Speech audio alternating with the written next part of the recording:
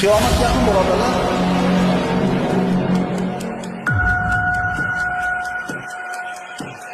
Qiyomat uzoqday tuyulardi birodarlar.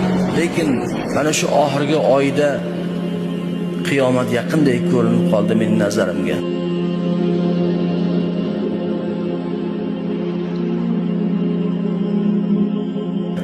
Balkim sizlarga ham xuddi shundaydir. Xuddi nazarimda Imom Mahdiyning qo'shinida bo'ladigandekman. Nazarimda Hazrat Isa alayhisalomni ko'radigandekman. Men ilgari qiyomat hali uzoq bo'lsa kerak, qaysidir avlodimiz ko'rsa kerak deb yurardim. Hozir ishonasizmi? Qiyomatni hatto men ko'rsam kerak deb o'ylayapman. Kechalari uyqumni qochirib yuboryapti, kayfiyatimni o'chiryapti.